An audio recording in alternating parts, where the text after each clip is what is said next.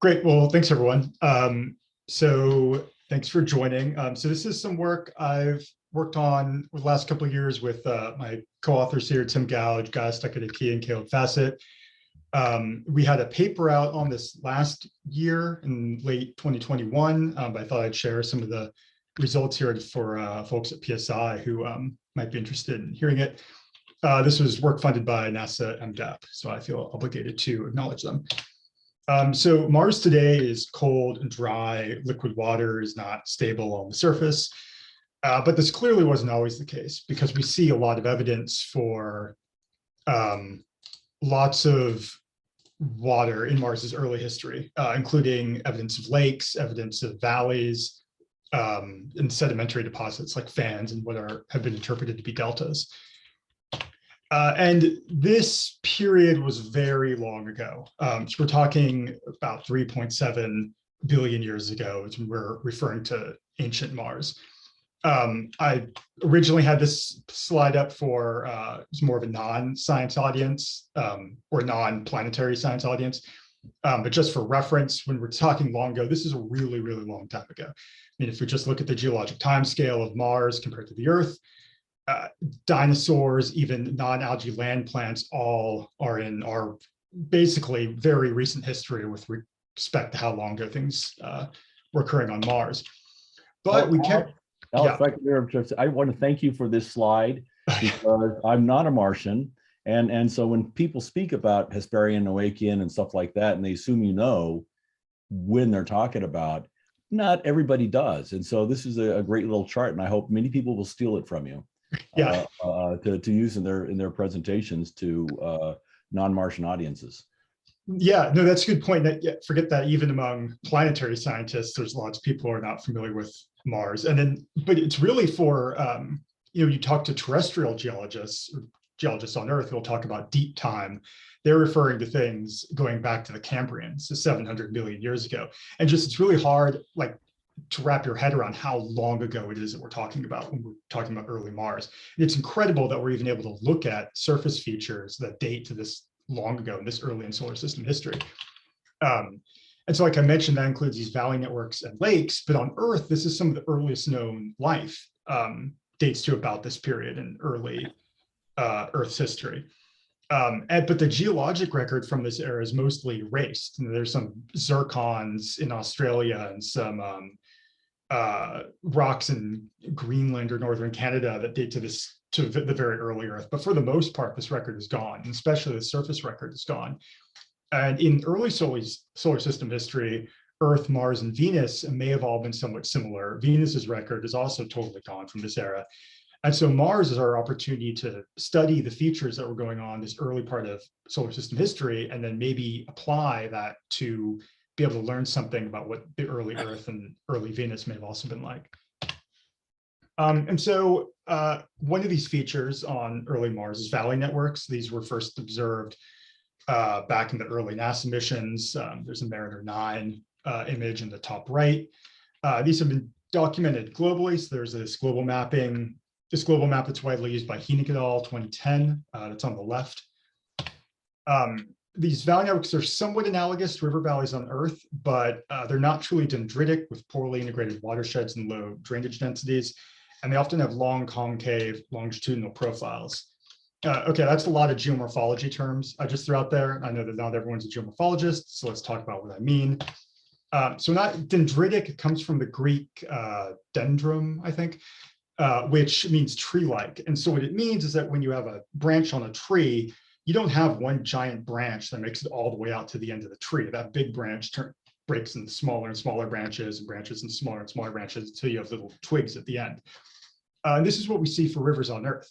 So in this example of the Potomac River Basin upstream of Washington, D.C., if you go up to the far upstream parts up near West Virginia, the Potomac is much, much smaller than it is down in Washington, D.C. And if you follow your ways up, say if anybody's been to Harper's Ferry, where the Potomac meets the Shenandoah River, the rivers are about the same size. And this is kind of different on Mars, where you have sort of a main, typically with Martian valley networks, you have a main trunk, a main valley that makes it pretty far the ways upstream. And there's little tributaries that come in here and there, but it's not really dendritic in the same way that a lot of Earth valleys are. Earth rivers also have concave up long profiles. Concave up meaning they're shaped like this. It's like a cave if you're looking at it. And what this means on Earth is if you're down at the lower reaches, so down Washington, D.C., the river is pretty low gradient. As you make your way up to the more upstream parts, it gets steeper. And this is often not the case on a lot of Martian examples. So some are sort of concave up. A lot of them, they're very rough. Some of them aren't concave at all. They have pretty linear profiles. And these observations have been interpreted to indicate that these valley networks never fully integrated with the Martian landscape. So these valley networks, perhaps they just weren't around long enough to really integrate and form the same kinds of morphologies that we would expect for rivers on Earth, where rivers have been around for a very long time. Or perhaps some valley networks aren't even river valleys at all. And this is just a bad comparison. So for a long time, people have suggested that maybe valley networks are a result of groundwater sapping. So rather than surface water, like a river, carving downward, this is groundwater that's eroding into the subsurface and then causing collapse of canyon walls. And over time, that propagates backward and forms these valley networks. Or maybe these are subglacial or glacial channels. This comes from some work just, the date's not on there, but that was in 2019 by Anna Grau-Galofre. And the implication or interpretation of the valley network process has big effects in how we think about early Mars. So climate models tend to support a icy Mars. They have trouble simulating what a warm and wet Mars with a hydrologic cycle would have been like. And so they sort of favor this interpretation on the right. This is from Robin Wordsworth's modeling.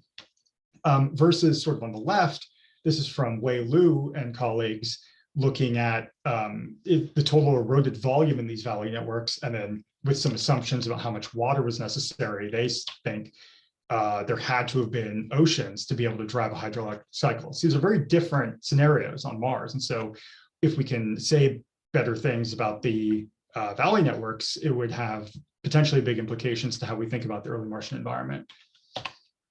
Another feature that we can see on evidence for in the early Martian landscape is paleolake basins. So there's about 400 of these that have been identified on the Martian surface, and most of these are hydrologically open. So what that means, if we look at these two examples at the lower right, they're closed basins. These are the green ones in the top right image. And this is where there's a valley network that's flowing into a basin, usually a crater, and then it just sort of stops. But then there's these open lakes where we can see there's an inflow and then an outflow. And so for these outflows, that means this crater had to fill with water up to the point of the level of the outflow before it could flow outward. And past work has suggested that these outflows were formed from rapid processes, so catastrophic lake breach flooding. So this was first proposed by Ross Irwin, PSI alum, back for Ma'adim Vallis. And it has since, that was back in 2002. And then since then, my co-authors, Tim Gouge and Caleb Fassett, I interpreted Lycus Vallis as having formed from catastrophic lake breach floods, and then numerous others in a paper in 2019. So how do we know that these are formed catastrophically? You know, there's lots of rivers that flow to lakes on Earth, but that didn't form catastrophically.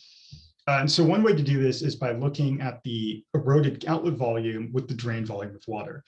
So consider this is sort of an idealized cross-section of a crater with Q, meaning discharge. So water flows in on one side, the lake fills up with water, or the basin fills up with water and becomes a lake. And then eventually the downstream part fails and erodes away.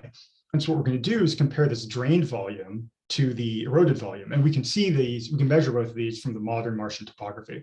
So the eroded volume is the volume that's missing, that the volume of the valley downstream that's gone. And the drained volume is the area in the basin that's above the outlet. And there's a really close correlation between these two things, between the drain volume and the outlet volume. volume. And the only way for this to really happen is if these things form very rapidly and the material in the eroded outlet was eroded away from that initial breaching, from that initial loss of all the water in the crater. Another piece of evidence is these lines in here. So this erosion, I guess I don't know if I have a cursor, but this is in Jezero crater, and you could see this erosion on the inside of the crater that gets carved in. We can see the cursor. Oh, you can see the cursor. Okay, so yeah, so these this erosion in here, which is driven by flow converging across the basin onto this outlet valley as the lake drains at high discharge. And these are not unique to Mars. So there's lots of evidence on Earth for lake breach floods, especially dating back to the Pleistocene, the late Pleistocene. So so there's like Glacial Lake Missoula. This is a bit different because it's an ice sheet retreating rather than a catastrophic flood carving into rock. But Lake Bonneville would be a great example of this. This goes back to G.K. Gilbert back in 1878. Who identified that the Lake Bonneville, turned into the Great Salt Lake, that Lake Bonneville failed through a pass in southern Idaho and made its way, carved down through the Snake River Canyon, making its way out to join the Columbia. And then Vic Baker has also identified a number of these lake breach floods in Central Asia. Okay, so for these catastrophic lake breach floods on Mars, the ones that were studied by Gouge et al. In 2019 were selected on data availability, so where high resolution topographic data was available. And so it raises this question, like, are these lake breach floods interesting one-offs, or did these contribute, or did these have a major impact on Mars's global topography? So that's our question. How much did lake breach flooding contribute to fluvial erosion on early Mars? And so we approach this by using existing catalogs of valley networks, the Hynek et al. Database, and paleolake basins, the Gouge et al. 2016 database, and we can classify the valleys as either classic valley networks or outlets of these paleolakes. And then we're going to calculate the cumulative volume of these two types and then compare them. So the first step is we found that we had to make some major updates to the valley network catalog. We removed about 17% of this database that we just thought were not well mapped features. This isn't a ding on Hynek and the people who made the map. They were working 2010. The data wasn't as good. They were using the 230 meter per pixel Themis, visual IR data. We're using 7 meter per pixel CTX image data, so the resolution is just much higher. There's better topography, and so we can see some things that they mapped, which probably aren't the best, which appear to be errors. And then we removed about 14% of the catalog for things that probably aren't fluvial features, including gullies, this stuff called fretted terrain, which is this peculiar valleys along the dichotomy, these valleys on volcanoes and outflow channels that source from chaos terrain. So the kinds of things that would not, are potentially not formed by rivers or fluvial features. So then we looked at the paleolake catalog. So we used the catalog of 262 open basin paleolakes. 234 of these were in the previous data sets, and then about 28 were we newly identified. And so then we classified outlet valleys. We classified valleys as either outlets or lake or valley networks. And so in this case here, this is Loire Vallis, and everything in black is what we call a classic valley network, and in blue are the lake outlets. And something is considered a lake outlet until it meets another valley of equal or greater width, at which point it just starts being a considered valley network, just because we want to be conservative with what we're considering a lake outlet. We then apply a couple of valley masks. So we remove valleys poleward of 30 and 45 degrees. We played around with both, just because things near the poles, there's been lots of ice-related modification. And the morphologies get a bit messy, and we just didn't really want to have to deal with that. And also age, to remove everything that is on terrain that's younger than the early Hesperian, because what we're interested in is these early Hesperian, late Noachian features, so stuff from early Mars. So together, that leaves the valleys you can still see in black in here. And I should note our results are largely insensitive to this mask selection. Just using these masks cleans things up and makes us more confident about what we're looking at. And so then what we do is we calculate the valley eroded volumes. And so we use this thing called a progressive black top hat algorithm, which was originally developed to look at LiDAR data on Earth, high resolution topographic data. Then Wei Lu applied it to Martian topography. And so what this does, I think there's an animation. Yeah, okay. So what it does is it identifies valley shoulders by working its way outward from the map valley network to sort of identify where things flatten out. And so you can see sort of how it works in here, and then it comes up in the final image. Here is what it detects as being the edges of the valley network. So it's a bit conservative. You can see that there are definitely valleys, at the edges of valleys are not included, but it does a reasonably good job at capturing the widths of the valleys without us having to go through and map everything by hand, which would take an absurd amount of time and we wouldn't want to do.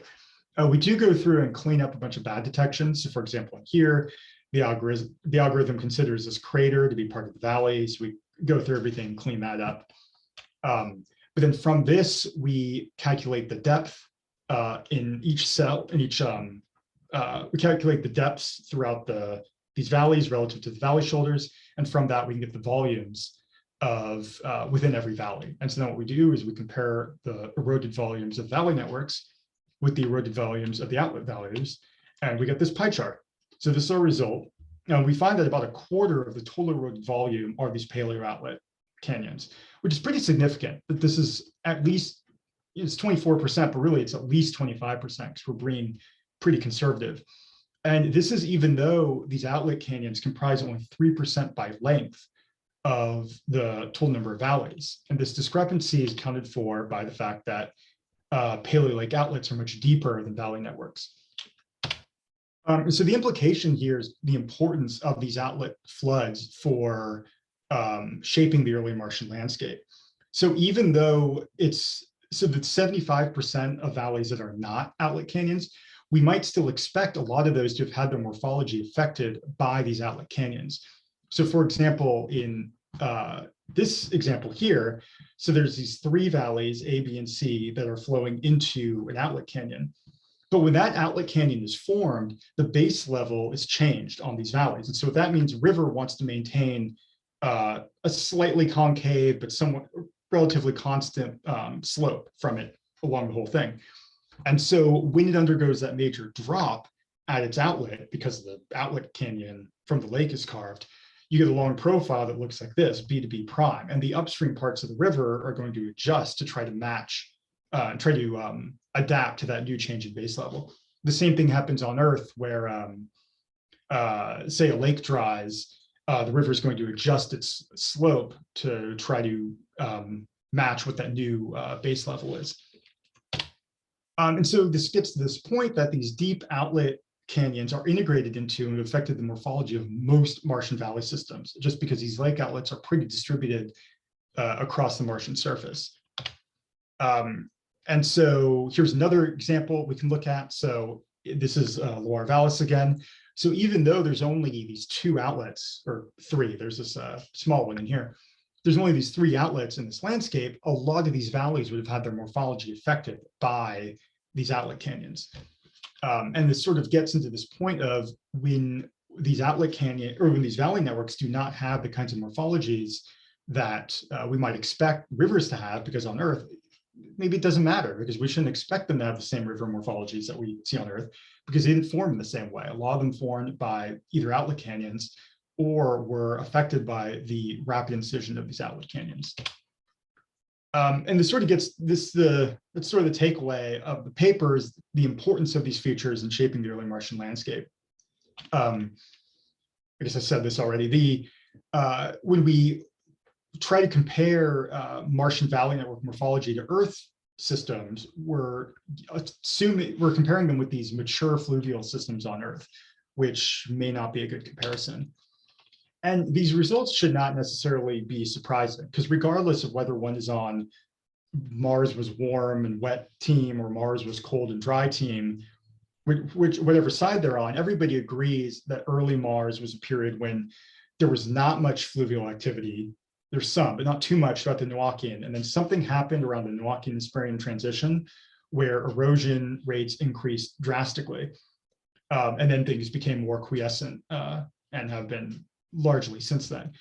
And if you imagine, if you have a surface that's not hydrologically integrated, so for example, what Mars looks like, where there's lots of craters, and you start adding a bunch of water to that surface, that water is nowhere to go. Water wants to find its way downhill. The water doesn't have a way to get downhill. And so it's going to pond in these basins, in these craters. And eventually those walls might fail. And then it's going to form these catastrophic outreach floods. And this is really exactly what was going on Earth during the late Pleistocene, where in a lot of these areas, there was suddenly a lot more water in these lakes in a landscape that was not well hydrologically integrated. And as a result, there were a lot of breach floods. So in an earlier slide, I showed the example of the Bonneville flood. But there's a lot of examples like this that have been documented across the Basin and Range province and areas like Central Asia. And so our results we're not arguing that Mars did not have a hydrologic cycle or it was not wet. I mean, and if anything, the contrary, because Mars had to be warm and wet enough for long enough for these lakes to fill. And so my co-authors, especially led by Gaia Stöckidike, has had a couple of papers using lake basins, especially lakes that are in chains, to say something about the precipitation and aridity that would have been present during the formation of these systems. Yeah, and so that's sort of it. So the conclusions that these catastrophic lake breach floods were a major contributor to erosion on early Mars. And these floods are a signature of an immature, poorly integrated Martian landscape. And we really need to consider these when we talk about, or when we're trying to think about the early Martian environment and when comparing systems on Earth to system on Mars. And I encourage you to check out our paper for more. It's a Nature paper, so it's short and sweet. And I think it's a good read. But I'll let you be the judge. Thanks. Thanks, Alex. Questions from anybody? I have some, but I'll let somebody else go first.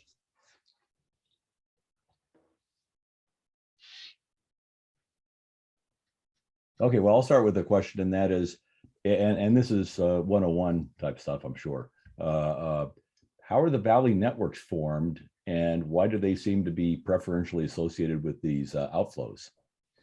Yeah, so why the valley, people still debate how the valley networks formed. I mentioned earlier there was a paper just a couple of years ago by Grau Galofre and colleagues where they compared the morphology of Martian valleys to Earth valleys in different settings and found that used a principal component analysis to find that they're most similar to subglacial valleys. But a lot of valley networks show the sorts of features that we'd expect from precipitation. So tributaries make their way up to the tops of ridgelines, which is what you might expect if it's raining on the top of these ridgelines and the water makes its way down into these valley networks. So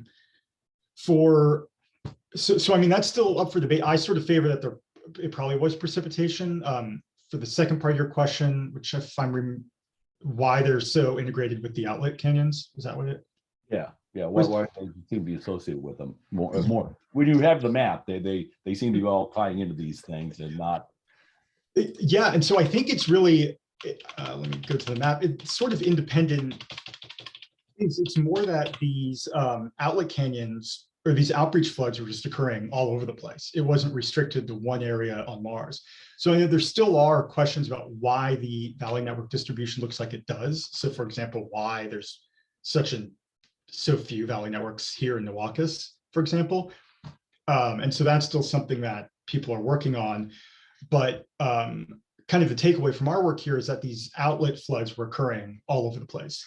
And so regardless, kind of independently, maybe independently of where the valley networks were, or at least maybe where the valley network, you have to have a valley network present to be able to fill a basin with water, because that water has to come in from somewhere. And then eventually some of those just failed, but where those failed seemed to be all over the place rather than restricted to a certain geographic area. I kind of wondered if you did a model where you rained all over the place, you saw where valley networks would form, and then you compare them with where you see them. Of course, that represents something going on 3.7 billion years ago, whatever it was. that maybe it says something more about the topology that is preserved to today, in terms of being able to correlate that maybe the reason for these gaps is that there's been modification of the surface. Yeah, definitely people have tied it in too. So Tharsis, the giant volcanic province here, that's much younger than a lot of features on Mars. And so people have looked at, I mean, for one, that would clearly erase Indie Valley networks that happen to be where it grew, but also because of Tharsis grew, it changed Mars's Mars's pole. So it's called true polar wander, where Mars sort of readjusted itself, and that might change where, because of the deformation across Mars, that might change where the valley networks are. Yeah, so all interesting stuff, but kind of separate from what we were doing here, where it's just purely looking at where these lakes would have breached and flooded. Anybody else want to jump in? Hey, Alex, this is Matt Chinaki. Thanks for that presentation. Really, really nice. Looking forward to the paper.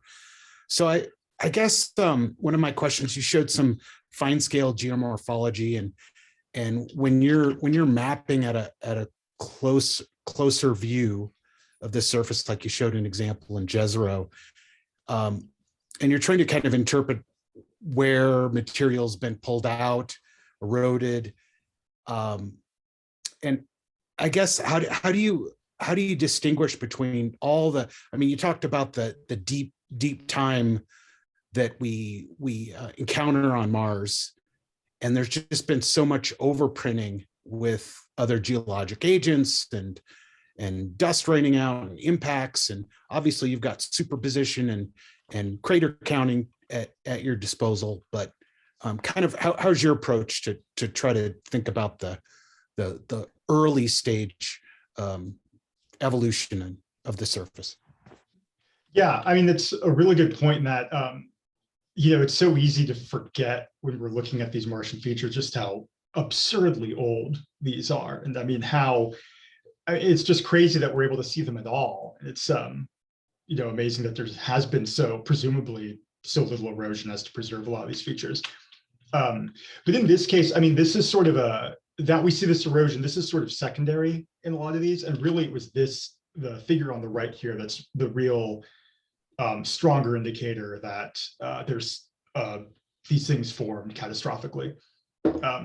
Because just if you think about a lot of river systems on Earth, so say a lake that a river is flowing out of, that river's eroding down slowly and over many seasons, many years. And so you wouldn't really expect the volume of the river to have much to do with the volume of the lake upstream if it's over some longer time scale. But the fact that there is this very close correlation between the volume of water that drained and the volume of material that eroded away, I think is a pretty strong indicator that these formed pretty rapidly. And what's good with these is that, I mean, everything on Mars has been degraded over a long period of time, but these valleys and the lakes upstream are pretty large features. So something like aeolian infill, so dunes, you see sand has accumulated in a lot of these valleys, so that would affect the volume measurements a bit, but it's really pretty minor compared to the overall scale of these features. So when we're dealing with larger things like these lakes and these outlets, that gives us more confidence that we're measuring things that have been preserved than if we're looking at smaller scale features. Thanks.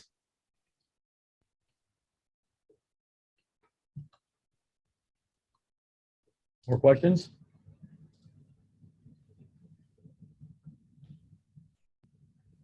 Well, Alex, I think it was a very interesting talk, even for somebody who's not a Martian. It's nice to see the insight into ancient times up there. So thank you very much. And we'll see everybody tomorrow at the staff meeting. Great, yeah, thanks everyone.